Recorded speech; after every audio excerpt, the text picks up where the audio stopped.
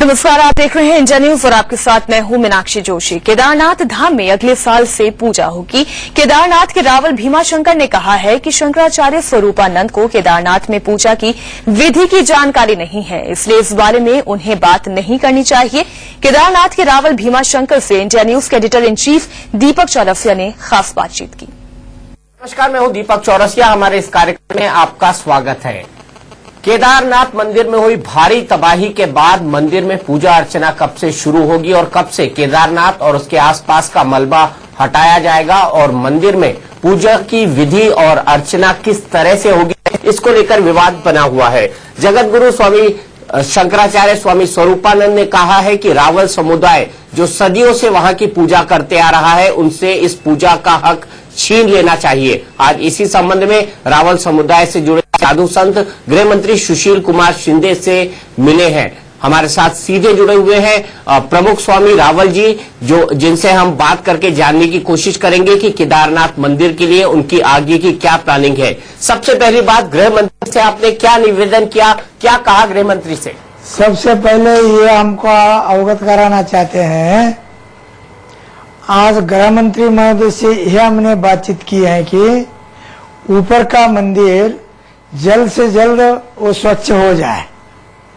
उसके बाद जो दोष लगा हुआ है, पंचसूतक रहते हैं, जनन सूतक, मरण सूतक, ऋतु सूतक, जाति सूतक, उच्चिष्ट सूतक, इन 5 सूतकों में मरण सूतक लग चुका है। ये तो शास्त्र के आधार पर है, सब आचरण करते हैं। घर में कोई भी हो तो ये भी अभी तक चलते आ रहा है, चल रहा है। उसी के अनुसार अब वर्तमान समय में आज गृह मंत्री जी महोदय से हम चर्चा किए हैं। उन्होंने हमको बताया कि हम भी जाकर ऊपर आए हैं, हमने वहां का परिस्थितियां देख लिए हैं। जल्दबाजी में करना, निसर्ग की साथ चाहिए। वो तो बहुत प्रयत्न कर रहे हैं, लेकिन निसर्ग के साथ, निसर्ग के विरोध में आदमी या शासन कुछ भी नहीं कर सकते। इसलिए अब जब तक इसका सफाई नहीं होगी तब तक शुद्धिकरण नहीं हो सकती है। जब तक शुद्धिकरण नहीं होगी तब तक पूजा पाठ या वहां किया तो या और उखी मठ में किया तो वो एक से एक पूरक है। एक 6 महीने का गद्दी, वो गद्दी स्थान जो उखी मठ का है, भारत देश में 5 पीठें हैं। रंभापुरी कर्नाटक में, चिकमगलुरु में जिला में है, उज्जैनी मध्य प्रदेश, वर्तमान समय में कर्नाटक में भी उसका स्थलांतर कुछ सालों से पहले हुआ है, वो सद्धर्म पीठ है। हिमवत केदार वैराग्य पीठ उखी मठ में, जहां पर भगवान केदारनाथ जी का 6 महीने पूजा पाठ होती है।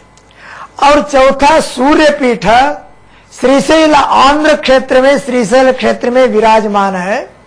5वां काशी पुण्य क्षेत्र में विश्वनाथ लिंग से उद्भव होकर वहां पर ज्ञानपीठ स्थित है।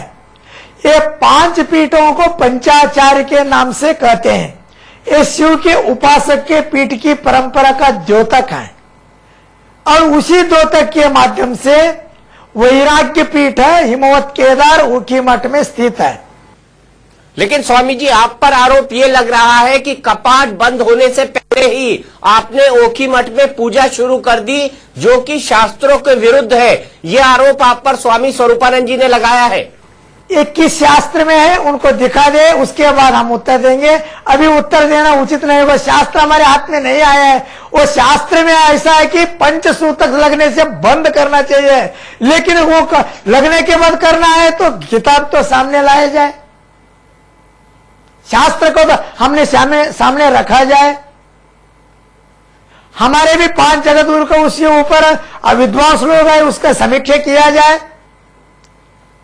जब आदमी ही मर रहे थे, वो पुजारी नहीं टिक पा रहे थे, कर्मचारी आए थे, वो भाग कर के नीचे भगवान को चलन विग्रह जो मूर्ति है साथ ले आ गए। जीव जाते समय भी जीव से ज्यादा बचा करके उसके हमने साथ ले आकर के अखंड पूजा को उन्होंने खोने नहीं दिया। बिल्कुल बिल्कुल ठीक कहा आपने, लेकिन ओखी मठ में अब तक पूजा कब तक जारी रहेगी? आपको कब तक लगता है कि केदारनाथ में जो मलबा है, जो शव है, वो साफ हो पाएंगे? आप ओखी मठ में कब तक पूजा करते रहेंगे और कपाट बंद होने का कार्यक्रम कब का है? वो साफ करने का काम शासन और वही गृह मंत्री महोदय से आज हम चर्चा किए, कब तक होगी। हम जल्द से जल्दी करने के लिए मुख्यमंत्री से बातचीत करने के लिए कहे हैं। जब तक अभी बरसात आ रहे, हेलीकॉप्टर नहीं उड़ सकते, शासन भी क्या कर सकते हैं? निसर्ग के सामने वो कोई आदमी का होशियारी तो नहीं चलेगा। जब तक निसर्ग साथ दिया तो कुछ न कुछ रास्ता निकलेगा। उसके बाद जरूर वहां करेंगे। हमारे 5 पुजारी हैं, वो 5 पुजारी का हमने देखभाल करते हैं। वो इस समय वागीश्वरी पुजारी वहां है, उनको हमने जान देने के लिए तैयार है, लेकिन अखंडता को तोड़ने के लिए तैयार नहीं है। लेकिन निसर्ग की साथ तो चाहिए। बिल्कुल बिल्कुल, लेकिन बड़ा सवाल यहाँ पर यह भी है कि केदारनाथ मंदिर की साफ सफाई का जिम्मा दूसरी राज्य सरकारें भी उठाने को तैयार है। नरेंद्र मोदी जी ने प्रस्ताव दिया है वहां के मुख्यमंत्री को कि केदारनाथ मंदिर का जिम्मा हमको दे दिया जाए, हम इसको अत्याधुनिक मंदिर बनाकर देंगे और पूरे इलाके को ठीक भी करेंगे। तो क्या आपको लगता है कि नरेंद्र मोदी को यह जिम्मा दिया जाना चाहिए? नहीं, ये तो ठीक नहीं होगा, क्योंकि अब उत्तराखंड का शासन और मंदिर इस समय समर्थ है। जब तक असमर्थ होते हैं तो दूसरों को सहायता व्यक्तिगत से ले सकते हैं कभी जीवन में। इसलिए मंदिर अकेले का नहीं है। हाँ, मोदी जी ने योगदान दे सकते, कितना भी चाहे हो तो उसको टुकड़ा नहीं जा सकेगा। शासन हो या मंदिर समिति हो, हम हो उसके लिए सहमत है। रावल जी, स्वामी जी, बड़ा सवाल यहाँ पर यह भी है कि आपने केदारनाथ की परिस्थितियां देखी हैं, आपके जो बाकी लोग हैं उन्होंने वहां की परिस्थिति देखी है, रामबाड़ा की परिस्थितियां देखी है। आपको क्या लगता है कितना वक्त अभी और लगेगा कि केदारनाथ मंदिर को फिर से शुरू किया जा सके? हमने पैदल से ही घूमे, हेलीकॉप्टर से ही घूमे और कार से ही घूमे और देहात से ही घूमे। 5 दिन 20 तारीख से 25 तक का हमारा नतीजे में आ गया है कि जगह जगह रास्ते मार्ग टूट चुकी हैं। वो मोटर मार्ग तो बहुत बंद हो चुकी हैं और हेलीकॉप्टर से अनाज को पहुंचाना है। हमको लगता है कि जब इस समय जीवित लोग हैं उनको पहले बचा लिया जाए। और हमारे लिए आपको सब लोगों ने समझना चाहिए कि जो जीवित को बचाना ही भगवान की बड़ी पूजा होगी। और हमको इससे अंदाज लगता है कि वो जो ऊपर जो रुद्रप्रयाग से ऊखीमठ या केदारनाथ जाते वक्त कम से कम 4-5 किलोमीटर टूट चुकी है संपूर्ण वो मार्ग। नहीं, मैं आपकी इस बात ये अवरोध होने की वजह से इस समय जो शासन ने अभी हमने कल जाकर के मुख्यमंत्री महोदय की इसके बारे में थोड़ा परामर्श करेंगे। आज गृह मंत्री महोदय भी वही बताए कि जल्द से जल्द करेंगे, तो मुख्यमंत्री जी को बात करेंगे। हमको तो बता दिए हैं। हम यह चाहते हैं कि जल्द से जल्द साफ हो जाए, पूर्ववत ऊपर पूजा आरंभ हुआ होगा, लेकिन वो मंदिर कोई नहीं हिलाएंगे, अब का शिवलिंग कोई नहीं हिलाएंगे। जो अफवाह उठा रहे उसके ऊपर सत्य न मान लिया स्वामी जी, जो सबसे बड़ा सवाल है यहाँ पर, वो लोग ये कह रहे हैं कि अब 3 साल तक केदारनाथ धाम की यात्रा नहीं हो पाएगी। क्या आपको लगता है कि आने वाले 3 सालों तक संभव नहीं है केदारनाथ धाम की यात्रा?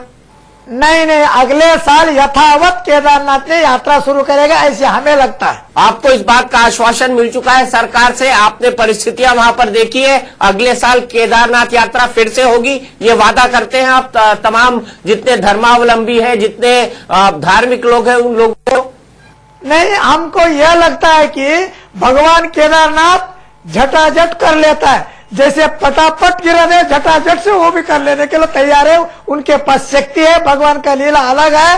वो अपने मंदिर सुरक्षित रखे हैं। जहाँ 6 महीने का गद्दी स्थान है ऊखीमठ का, वो सुरक्षित है और ऊपर का स्वर्ण मुकुट सुरक्षित है। और जब परंपराओं को, पुजारियों को सुरक्षित रखे हैं, कुछ कर्मचारी गए, उसके लिए हम श्रद्धांजलि के लिए भगवान उन्हें शांति दे, हम आपके टीवी के माध्यम से हम प्रार्थना करते हैं।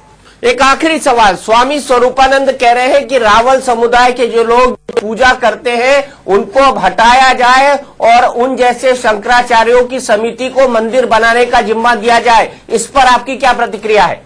प्रतिक्रिया है, शंकराचार्य का ये परंपरा है ही नहीं है, उनको कहने का अधिकार भी नहीं है। लेकिन क्या कहते, कैसे कहते, उनको पूछे, इनसे वो पता लगेगा। हमको तो कुछ ही नहीं लगता है कि शायद हमारी परंपरा संपूर्ण उन्होंने अभ्यास करके देखेंगे तो वो भी ऐसे नहीं बोलेंगे, ऐसे हमें विश्वास लगता है। चलिए, बहुत बहुत शुक्रिया। हम उम्मीद करते हैं कि जिस तरह से आप उम्मीद जाहिर कर रहे हैं कि अगले साल तक फिर से केदारनाथ धाम की यात्रा शुरू हो जाएगी और भक्त वहां से एक बार फिर से जाना शुरू कर देंगे, ऐसा जल्दी से जल्दी संभव हो। और हम ये भी उम्मीद करते हैं कि जितने लोग फंसे हुए हैं उनको शासन जल्दी से जल्दी राहत पहुंचाने में सफल हो। आपने हमसे बातचीत की, इसका बहुत बहुत शुक्रिया।